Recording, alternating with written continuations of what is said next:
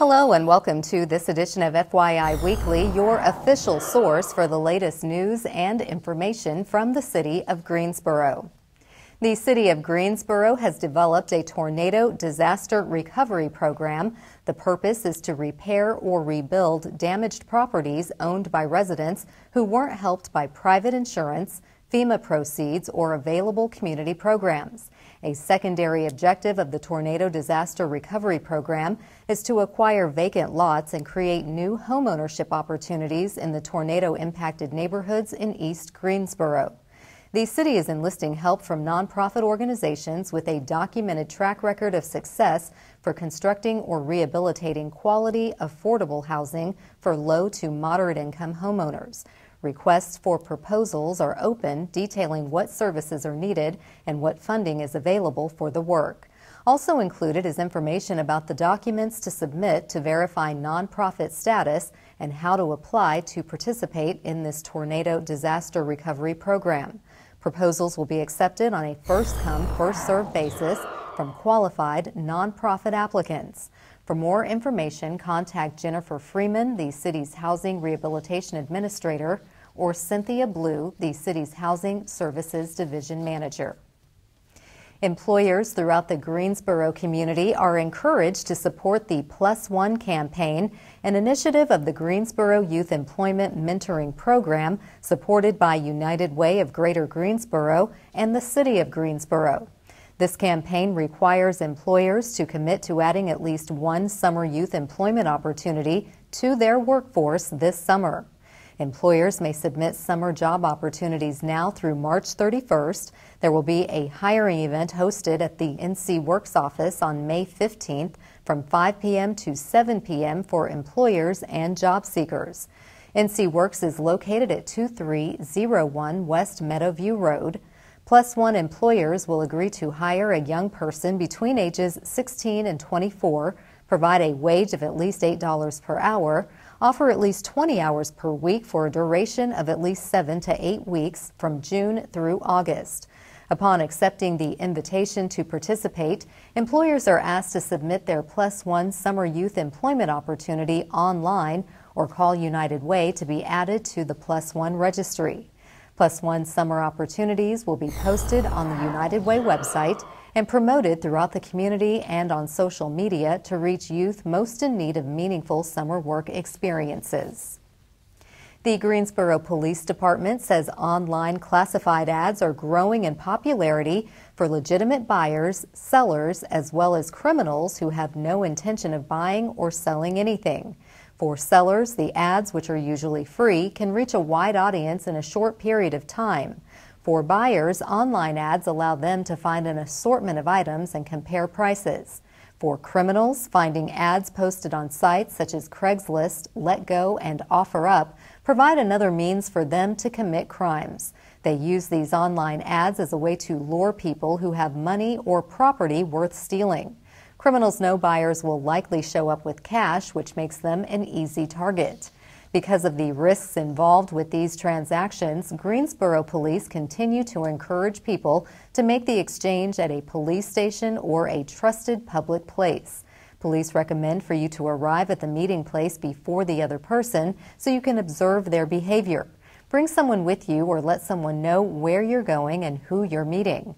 If something doesn't feel right, follow your instincts and leave the area immediately. In an effort to help each of us improve our quality of life, the city has partnered with Cone Health for a series of brief and informative videos designed to inspire you to make better choices when it comes to healthy living. Let's check in with our friends at Cone Health for today's News for Your Health.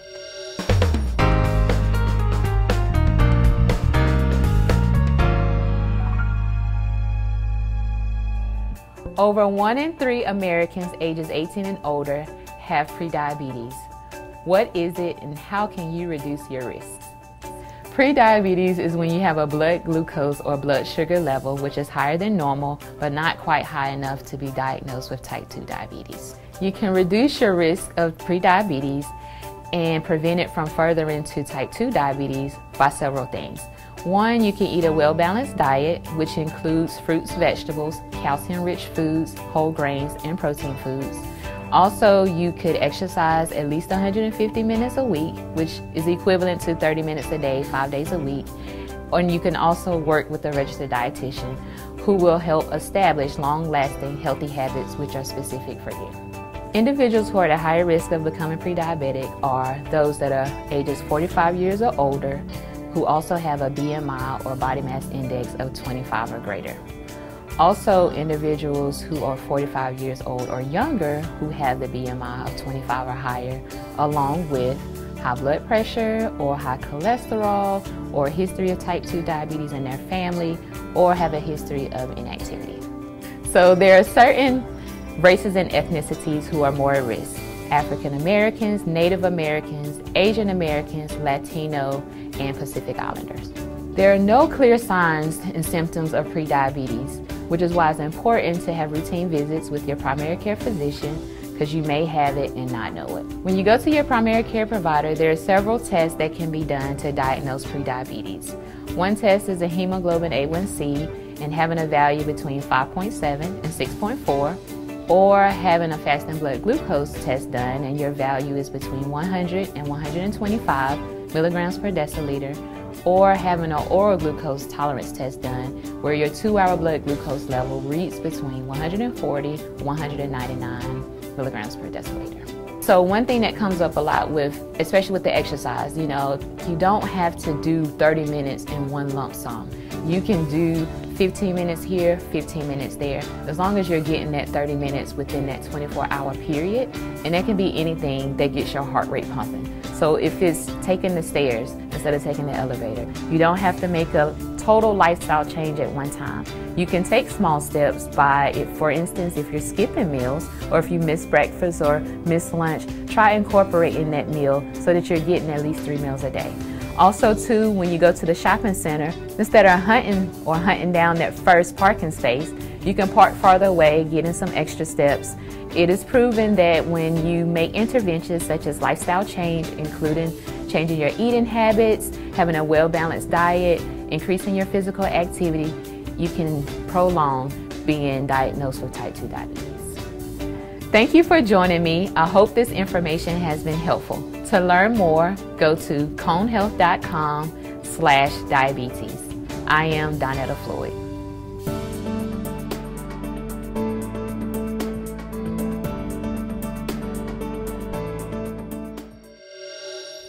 There are quite a few projects under construction throughout the city thanks to bonds voters approved in 2016. Now you can track the progress online. We'll have that story and more news coming up after the break. Stay with us.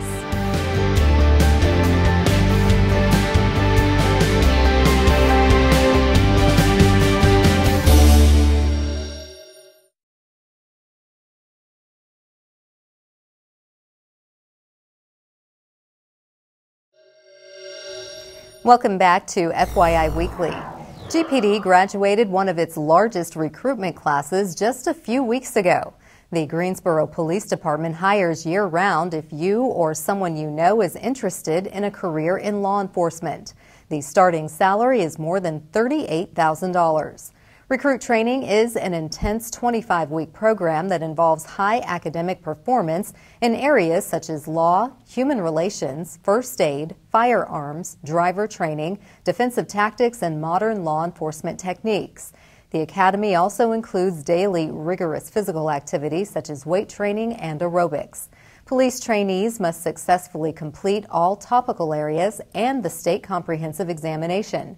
Sworn status is conferred upon successful completion of the Greensboro Police Department Academy and the state examination administered by the North Carolina Criminal Justice Education and Training Standards Commission.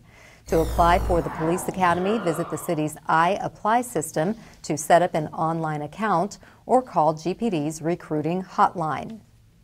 The City of Greensboro has launched a new online bond tracker where residents can find information about the bonds voters approved in November 2016, totaling $126 million. The bond tracker allows residents to find details on the community, economic development, housing, parks and recreation, and transportation projects that will use the bond funds. John Decker, one of the city's budget analysts, says the bond tracker is one more example of how the city of Greensboro is using technology to be a more purpose-driven, data-informed, and people-centered organization. The tracker shows how much money has been spent on each project and other details like estimated start and completion dates. To follow the progress of the projects being funded by the 2016 bonds, access the bond tracker on the city's website. The Greensboro Public Library will partner once again with the Hamilton Lakes Lions Club to offer free health screenings. This will take place from 9 a.m. to 3 p.m. on Friday, April 5th at Central Library, located downtown at 219 North Church Street. With more than 60 years of serving the Greensboro community, Hamilton Lakes Lions Club sponsors the mobile screening unit. This event is free and open to the public. The purpose is to provide free vision and hearing screenings using state-of-the-art equipment and highly trained optical technicians.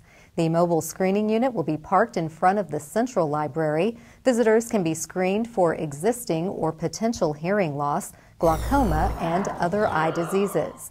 To learn more about this and other exciting programs and resources, visit the library's website. In an effort to spotlight and celebrate local artists, business owners, community builders, and essentially the next generation of leaders, the city is proud to partner with Action Greensboro to host and introduce our Made in Greensboro series. This day, we place the spotlight on the marching band talents of Dr. Kenneth Ruff.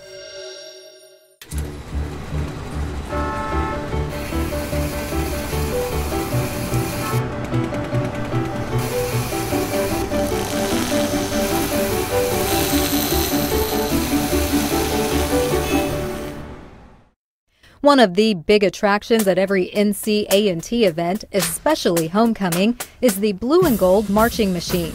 The A&T Marching Band is the most recognized band in North Carolina and is a top contender in the world in historically black college marching bands. This degree of excellence doesn't happen by accident. It's the result of hours and hours of dedication and practice. It goes without saying, somebody has to direct this legendary band. Dr. Kenneth Ruff creates drill designs for the band and is responsible for the organization and planning of the entire band program. Dr. Ruff says working with the NC-A&T band is a dream. They're never afraid to step outside the box, whether it's trying new things or setting new trends. They play different genres of music, and the halftime shows always have a fun theme to make them unique. Dr. Ruff rose from a section leader to drum major, and after graduation became the assistant director. He's been the band director for 14 years. In his words, he's living the Aggie dream each and every day.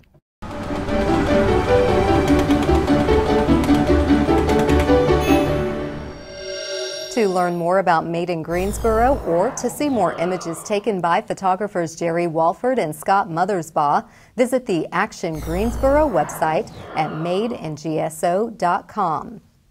It's an election year in the city of Greensboro, but not the election you're probably thinking of. Coming up after the break, we'll tell you about the candidates running for office in our international community. Stay with us.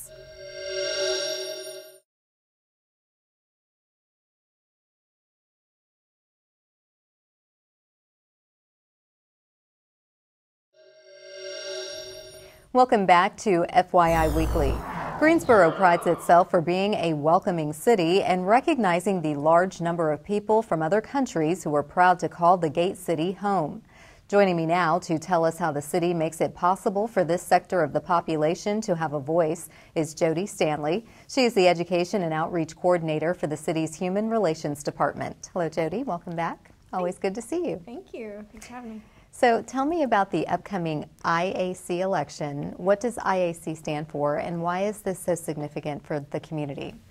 So the IAC stands for International Advisory Committee, and it's a really unique group of people. They are under the Human Relations Commission. They were created by Council in 2008, but they are actually the liaison or the bridge from the community to City Council, and it works in both directions. So if there is information that the city needs to distribute to the immigrant community, the IAC is there for that. If there is a concern or a celebration that is coming out of the international community and that needs to be communicated to either City Council or other city staff, the IAC also plays that role. Okay, so they're having an election like any other election that we're familiar with, city council, county commission, even presidential. So this stays within that group.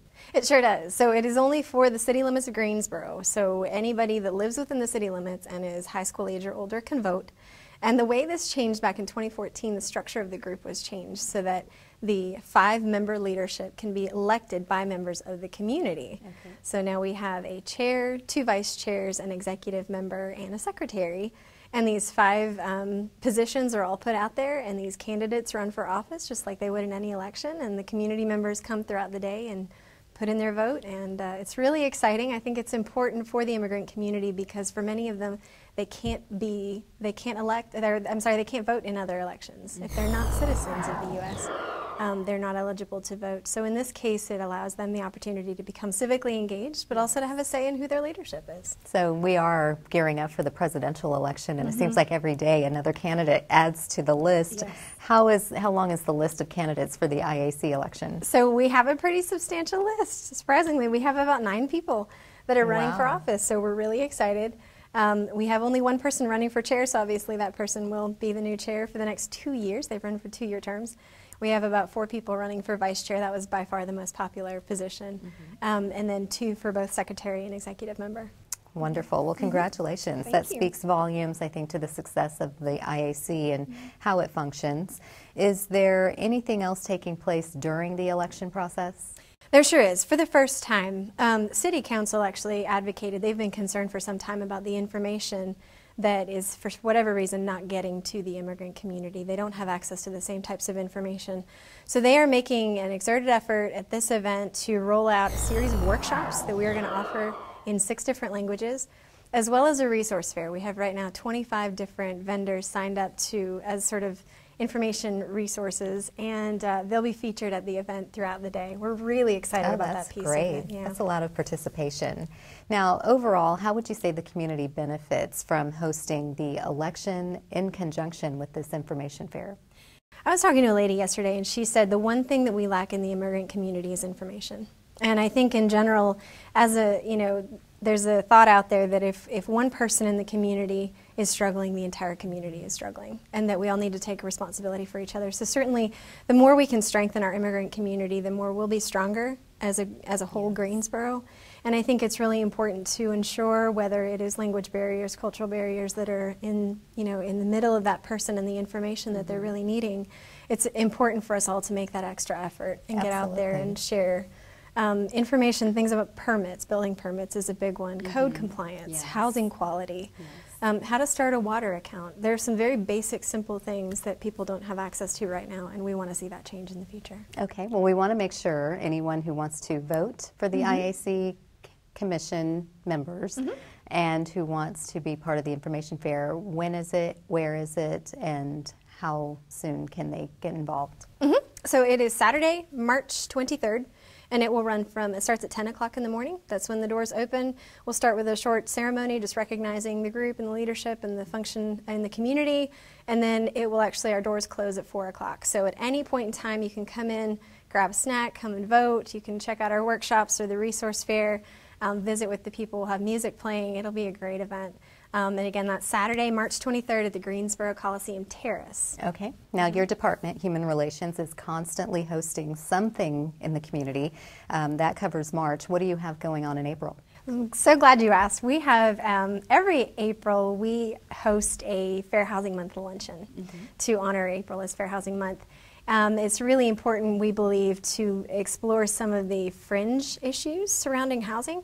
So this year we're going to focus on education and homelessness. Okay. So the impact of homelessness on a child's education. So the transient nature of homelessness, how does that impact their ability to get to school, the transportation, internet access? If they're at a family shelter, do they have the same access to internet to complete their homework?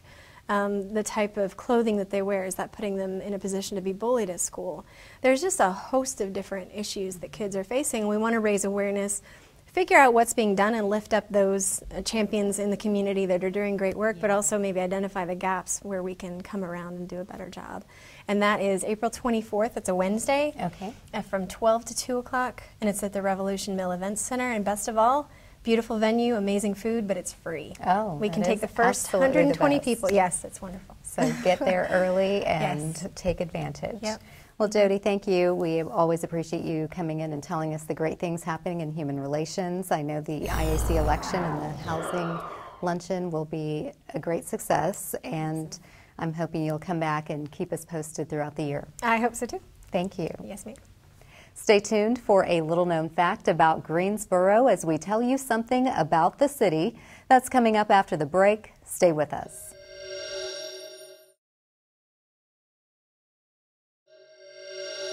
Welcome back.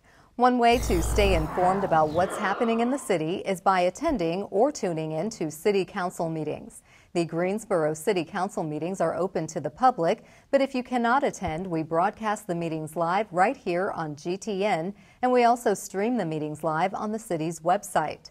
Council meetings take place at 5:30 p.m. on the first and third Tuesdays of the month on Level 2 of the Melvin Municipal Office Building, located at 300 West Washington Street. The first meeting of the month includes public comments and special presentations. Meetings on the third Tuesday of the month focus on public hearings and city business. The fourth Tuesday is reserved for a meeting as needed.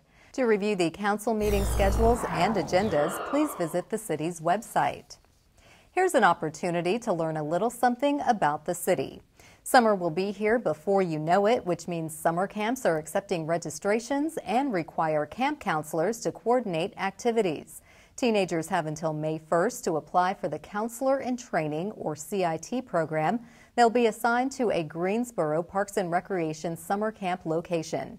Students can apply online, and the training costs $80. Applicants must be 15 years old by June 1st to qualify to participate. The CIT program offers teens a chance to acquire work experience, gain service learning hours, and leadership skills at one of Parks and Recreation's summer camp locations.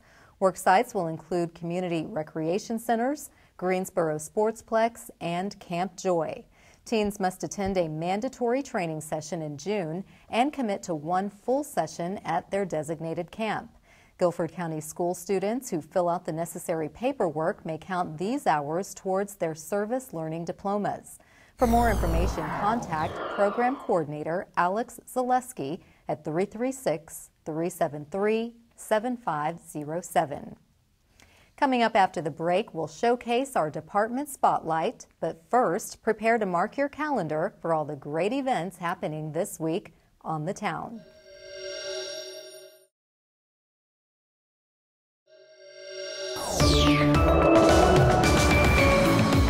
Hey, this is Josh.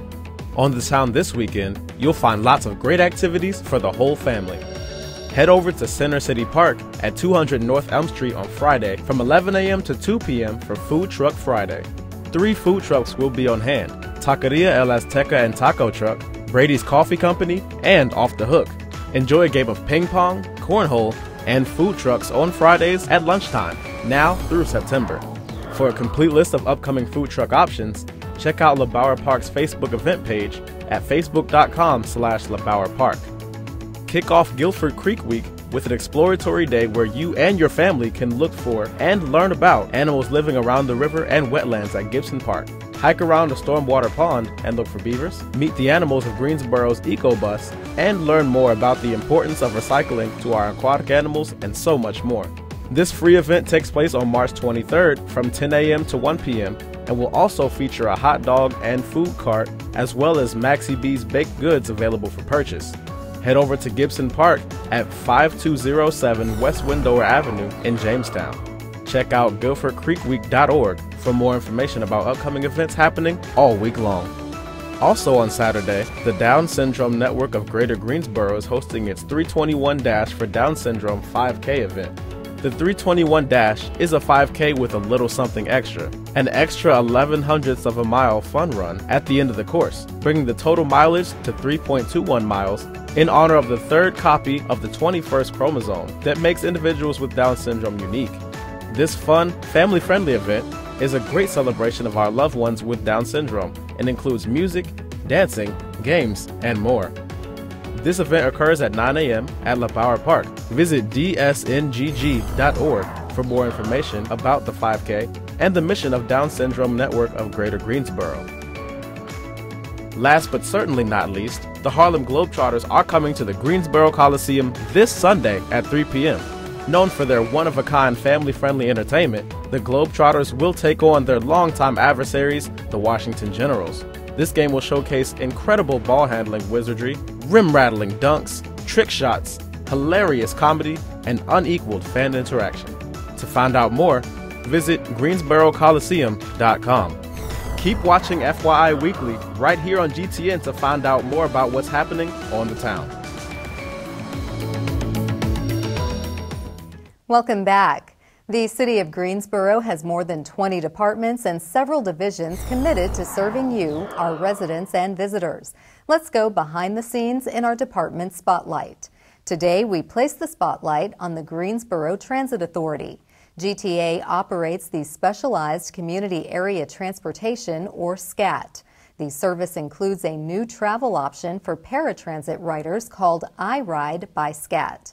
Ambulatory riders may now choose to take door-to-door trips using cars, vans, and SUVs driven by a team of specially trained drivers. Similar to SCAT buses, riders will be escorted to their vehicle and driven to their reserved destination for a flat $6 fare by people trained in disability sensitivity and response.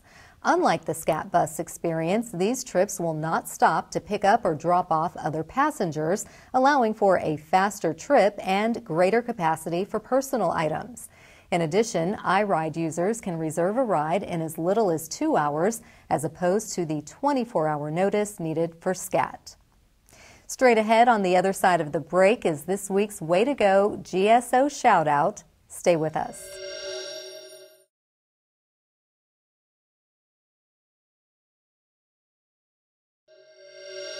As we draw to a close, we always want to end on a positive note with our Way to Go GSO shout-out. This week's shout-out goes to the cities of Greensboro and High Point, Guilford County, the North Carolina Cooperative Extension, and Stormwater Smart. These agencies will host Guilford Creek Week from March 23rd through the 30th.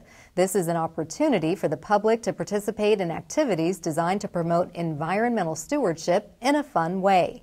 The kickoff event will be on Saturday, March 23rd from 10 a.m. to 2 p.m. at Gibson Park, located at 5207 West Wendover Avenue in Jamestown.